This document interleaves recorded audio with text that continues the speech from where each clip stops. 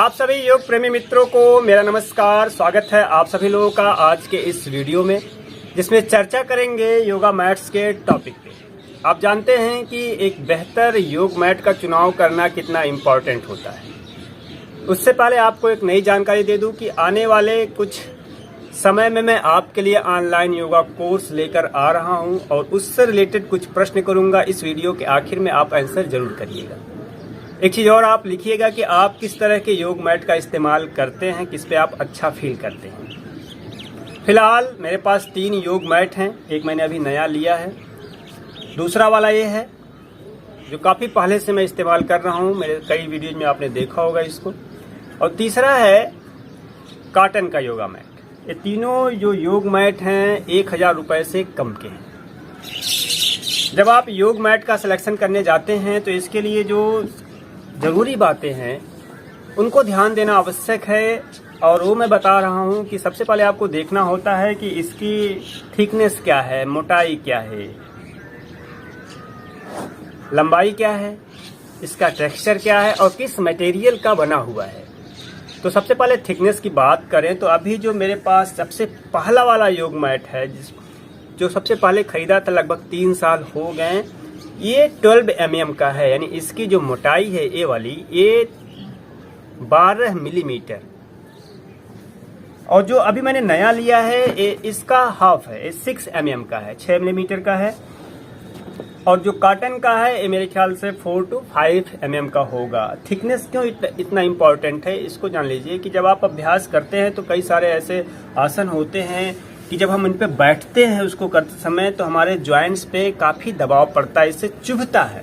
अगर बहुत hard surface पे आप कर रहे हैं तो चुभेगा। जैसे आप उष्ट्रासन का अभ्यास कर रहे हैं या फिर पद्मासन लगा रहे हैं तो नीचे गड़ता है, जमीन गड़ती है। ऐसे में अगर आप नीचे से कोई चुभ रहा है तो आसन आप बहुत देर तक नहीं लगा पाएंगे, अच्छे ढंग से नहीं लगा पाएंगे। आपका सारा ध्यान उसी चुभन पे, उसी दर्द पे होगा। इसीलिए इतनी थिकनेस होनी चाहिए आपकी योग मैट की कि आप इजीली उसको कर सके। ऐसे में जो स्टैंडर्ड थिकनेस है योगा मैट की वो 5 to 6 mm है। इससे कम मोटाई का जो योगा मैट है खरीदने के लिए मैं आपको सजेस्ट नहीं करूंगा।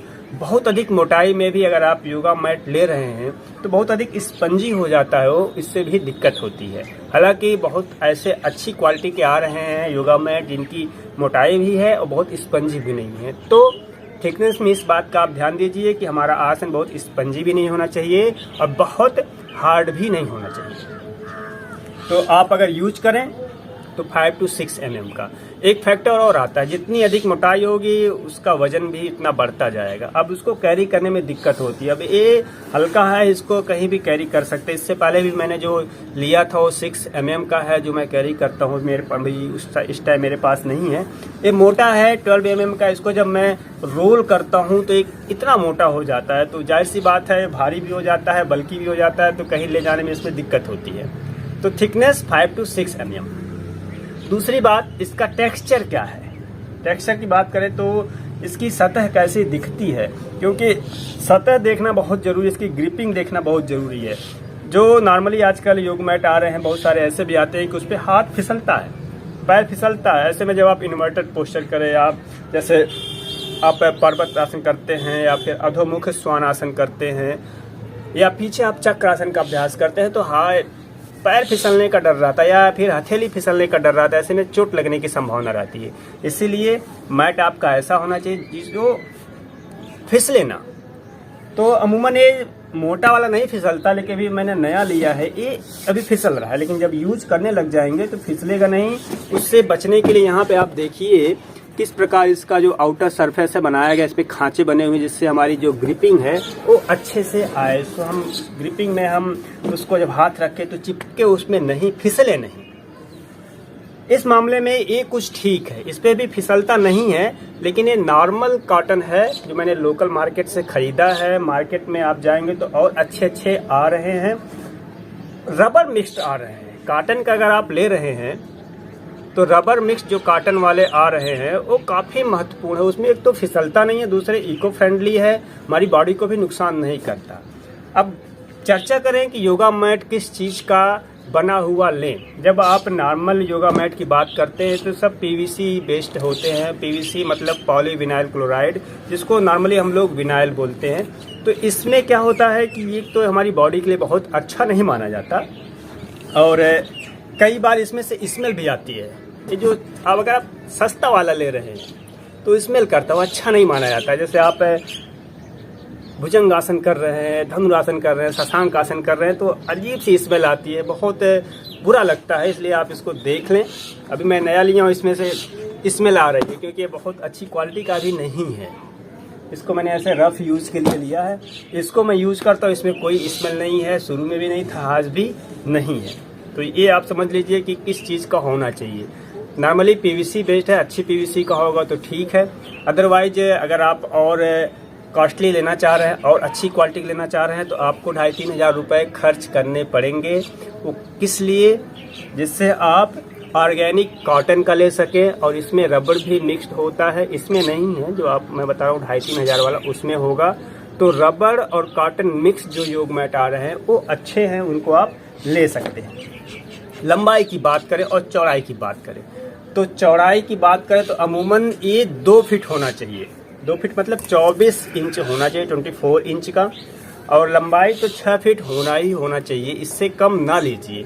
अगर 6 फीट से आपकी हाइट अधिक है तो आप और लंबे में जा सकते हैं। नॉर्मली जो मार्केट में अवेलेबल है वो 24 इंच और 72 इंच का है, यानी 6 फीट लंबा है और 2 फीट चौड़ा है। लंबाई इस मामले में सही है।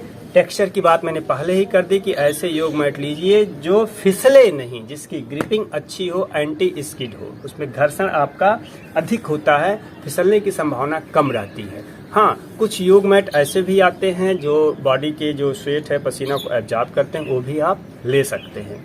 तो आशा करता हूँ कि आप जब अगली बार योग मैट लेने जाएं तो इन बातों का आप ध्यान दीजिए। और फाइनली आपको मैं सजेस्ट कर रहा हूँ रबर और कॉटन मिक्स योगा मैट के लिए। अभी मैं क्या करता हूँ, घर पे करना होता है तो मैं इस पे पीवीसी वाले योग मैट पे इस कॉटन वाले योग मैट को बिछा लेता हूँ। अभी पूरा 6 mm का है और 2 फीट इसमें चौड़ाई है, 6 फीट लंबाई है। ये सबसे अच्छा है क्योंकि प्योर कॉटन है, लोकल मार्केट से लिया है। अब बात कर लेते हैं, जो मैंने बताया कि आपसे कुछ प्रश्न करने जा रहा हूं। तो दोस्तों, जो ऑनलाइन योग कोर्स मैं शुरू करने जा रहा हूं उससे रिलेटेड पहला प्रश्न मेरा ये है कि मैं 2 घंटे सुबह 2 घंटे शाम सोचा हूं कि सुबह 6 बजे से लेकर 7 बजे तक पहला बैच होगा, 7 बजे से लेकर 8 बजे तक दूसरा बैच होगा।